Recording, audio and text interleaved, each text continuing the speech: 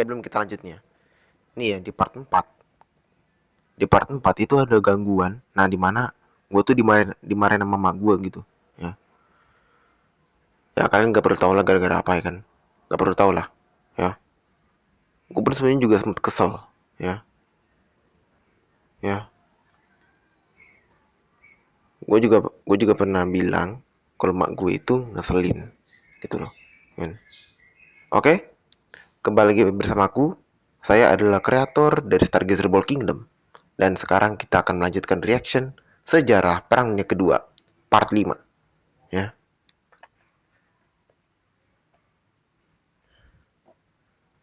Itu. Nah, ini lebih sengit nih di sini.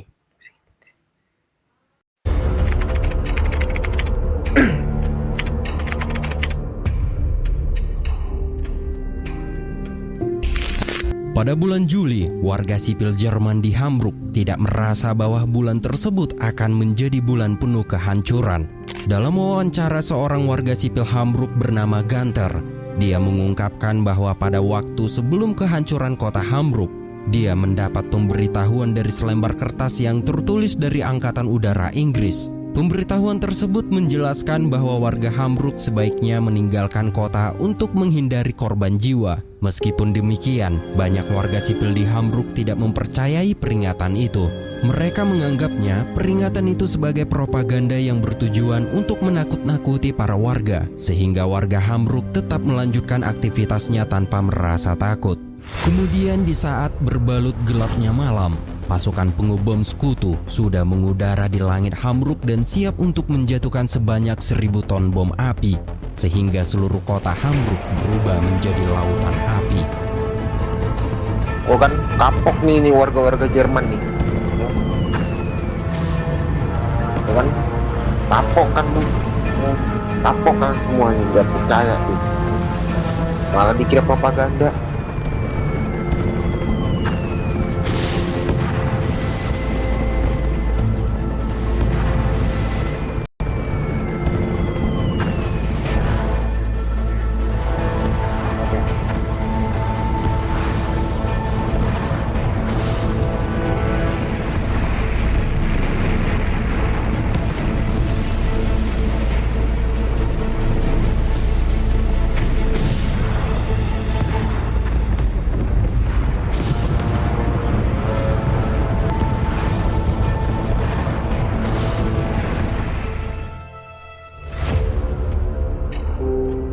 Sebanyak 40.000 warga sipil Jerman di wilayah Hamburg meninggal terpanggang. Kondisi Hamburg benar-benar hancur lebur dan warga sipil yang berhasil selamat diungsikan ke salah satu gedung yang masih berdiri kokoh. Namun di markas Angkatan Udara Inggris, pilot pesawat pengubom bernama Donald Winkens mendapat tugas baru, yaitu menghancurkan gedung yang berisi pengungsian warga sipil di Hamburg. Dan ini pengakuan dari Donald Winkens. We were briefed to go to Hamburg. We said to the telegraph, what on earth are we going to Hamburg for? They had been bombed. The whole city was just a ball of fire. They said, well, the only building left standing is the main post office, and they've built emergency shelters. Set your load out. Good choice. Huh? Nah. Emergency shelters. There are 60,000 civilians. That's your target. Now, what do you think? You're thinking just what we thought. Just closed our eyes and said, oh. And they're the bad guys. And here we were good guys. Going to do this. We got to do this. We had no choice. Keesokan harinya, misi penghancuran pengungsian warga sipil Jerman di Hamburg pun dilakukan. Bagi Don, ia tidak bisa melakukan apa-apa dan tercengang dengan apa yang ada dalam pikiran mereka. Namun Don harus melakukan apa yang tidak seharusnya ia lakukan, dan menurutnya itu bukanlah aksi heroisme, melainkan aksi terburuk yang harus dilakukan. Udah gak apa-apa, biarin aja. But it's not a heroic thing, and it's a terrible thing. And we're part of it, whether we like it or not. Melakukan pengoboman di seluruh kota-kota di Jerman memberi harapan bagi sekutu agar warga Jerman tidak mendukung atau menentang perang yang sedang terjadi. Namun kenyataannya, para warga Jerman mulai memperlihatkan amarahnya. Anak-anak muda termasuk Gunther mulai bergabung ke militer untuk mencegah kejatuhan Jerman. Sementara itu, Sisilia berhasil dikuasai oleh sekutu dan sasaran selanjutnya adalah Roma. Saat itu Mussolini berjanji kepada rakyatnya bahwa bom musuh tidak akan pernah menjatuhkan di Roma. Namun anggapan itu salah dikarenakan pasukan sekutu menjatuhkan 1000 ton bom di Roma. It was certainly the simplest daylight raids of the war. A terrible demonstration of power and determination. Roma yang sudah pora-poranda membuat rakyat Italia mulai muak dengan Mussolini, sehingga rezim kriminal, korup, dan fasis di Italia mulai hancur berkeping-keping. Pada akhirnya Mussolini digulingkan oleh rakyatnya sendiri. Kemudian Hitler memerintahkan prajuritnya untuk melakukan operasi penyelamatan Mussolini. Italian dictator make his final escape in a cable car across the Apennine Mountains. From there, a waiting airplane transported him back to a worried Hitler. Kini rakyat Italia memihak dan bergabung dengan sekutu, dan sebagian prajurit dan rakyat Italia menyatakan perang terhadap Jerman. 2 hours ago, Italy declared war on Germany. The proclamation says there can be no peace while a single German remains on Italian soil. Namun sebagian pasukan Italia masih melakukan perlawanan. Garis pertahanan Nazi mulai memanjang hingga menyentuh selatan ibu kota, hingga melintasi kota penting, yaitu Cassino. Jika Cassino berhasil direbut, hal itu akan memudahkan pasukan sekutu menuju ke Roma.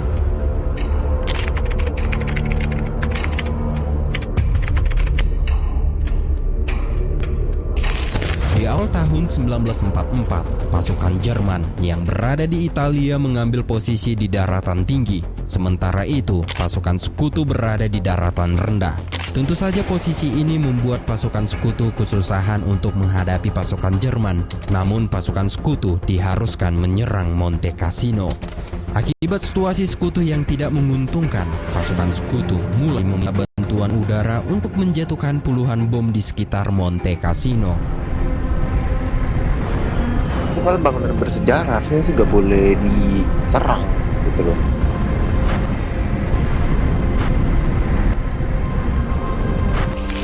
Akibat serangan udara tersebut, banyak tentara Jerman berguguran. Namun dengan sisa tentara Jerman yang masih bertahan, masih tetap berjuang. Bahkan pasukan Jerman mampu membuat pasukan sekutu terpojok di sisi lereng.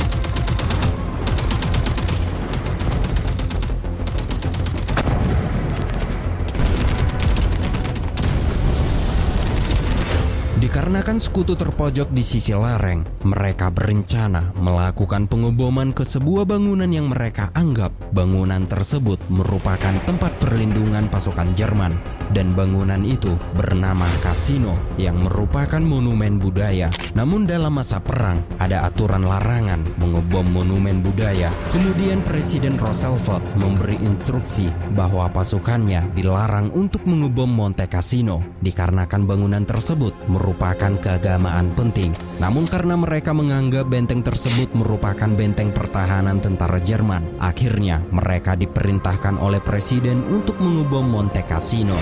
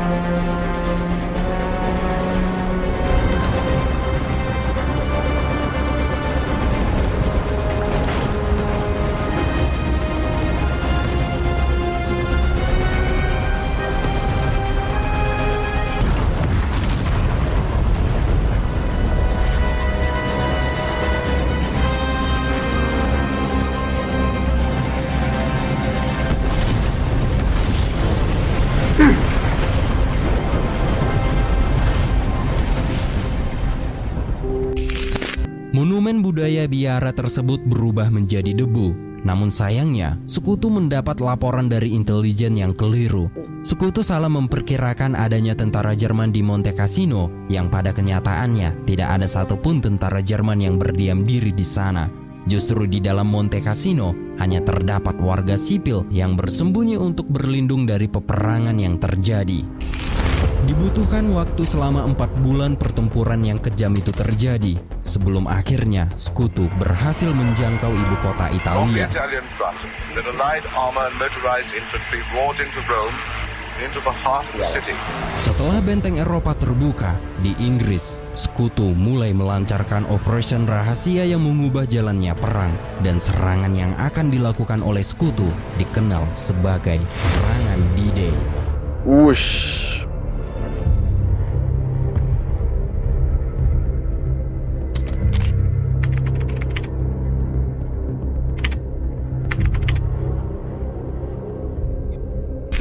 Bulan Juni tahun 1944 menjadi momen yang krusial bagi pasukan sekutu yang berkumpul di selatan Inggris. Persiapan matang ini dilakukan oleh pasukan darat, udara, dan laut yang bersatu untuk melancarkan serangan besar-besaran ke benteng Eropa yang dijaga ketat oleh pasukan Nazi Jerman. Almighty God, our sons, this day have set upon a mighty endeavor. Lead them straight and true. They will need thy blessings. Trustlock bikin keraguanku lenyap. Pesan WhatsApp pasanganku, masukin nomornya, dan boom. They will need thy blessings. For the enemy is strong. Setelah semua persiapan alat tempur dipersiapkan, barulah ratusan ribu tentara sekutu yang didukung oleh kekuatan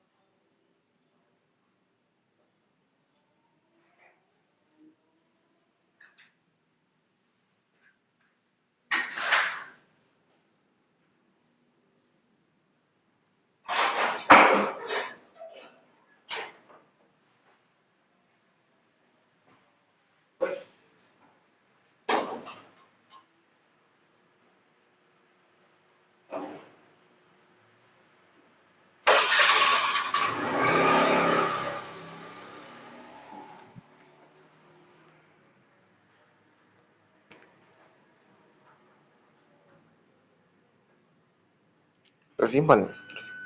Oke. Ya nih papa datang.